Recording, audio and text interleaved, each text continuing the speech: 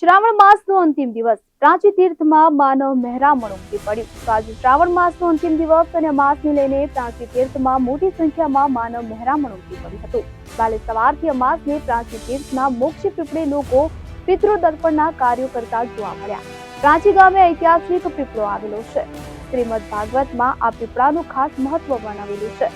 ભાદરવી અમાસને લઈને હજારો લોકો પિતૃ તર્પણ માટે પ્રાચી આવ્યા છે. અમાસને લઈને ગુજરાત સહિત દેશભરમાંથી હજારો શ્રદ્ધાળુઓ પ્રાચી તીર્થ ઉમટી રહ્યા છે. અહીંના મોક્ષ પીપળે પાણી રેડી પિતૃ તર્પણ કરીને માધવરાયજીના ભાવપૂર્વક દર્શન કરી પુણ્યનું ભાથું બાંધી રહ્યા છે. પ્રાચીમાં સરસ્વતી નદી પૂર્વ તરફ વહે છે. અહીં આવેલા પવિત્ર કુંડમાં સ્નાન કરવાથી પુણ્ય ફળની પ્રાપ્તિ થાય છે.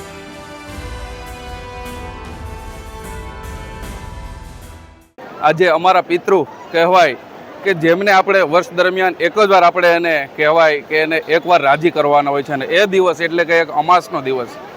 અને અમાસના દિવસે અમે આ પ્રાચી કહેવાય છે કે 100 વાર કાશી અને 1 વાર પ્રાચી. એ આપણું સંસ્કૃતિ અને જે આપણા ઋષિમુનિઓએ આ સાબિત કરીને બતાવ્યું છે. એનું કારણ એ છે કે આપણે 100 વાર આપણે કાશી જતા હોઈએ છીએ તો એનું કંઈ એટલું મહત્વ રહેતું નથી. પણ એકવાર જો આપણા પ્રાચીના પીપળે આવી અને પ્રાચીના પીપળે આપણા પિતૃદેવોને મોક્ષનો એક લોટો આપણે જો જળનો ચડાવીએ તો પિતૃદેવો ખરેખર ખુશ થતા હોય છે. આજે પ્રાચીનો માહોલ જોતા એવું લાગે છે કે અહીંયા માનવ મહેરામણ ઉમટ્યું હોય એવો એક ભાસ લાગે છે. હું જુનાગઢથી અહીંયા પ્રાચી પાણી કરવા આવ્યા છે.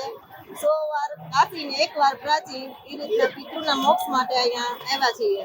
આજના દિવસે પાણી રે આમ અનુભૂતિ સારી થઈ. અહીંયા પુરાણો એવો ઇતિહાસ છે કે અહીંયા પાંડવો આવેલા અને ધર્મરાજા એટલે કે યુધિષ્ઠિર પાંડવોના મોટા ભાઈ તેમણે આ પીપળાને વાવી અને મોટો કરેલો અને પાંચેય ભાઈઓએ અહીંયા પાણી રેડી અને 100 કૌરવ ભાઈઓનો મોક્ષ ગતિ કરેલી છે. અને આ પ્રાચી તીર્થ જ્યાં રહી રહ્યા છીએ આપણે આ નદી વહેતી છે એ નદીને સરસ્વતી કુંવારી નદી કહેવામાં આવે છે.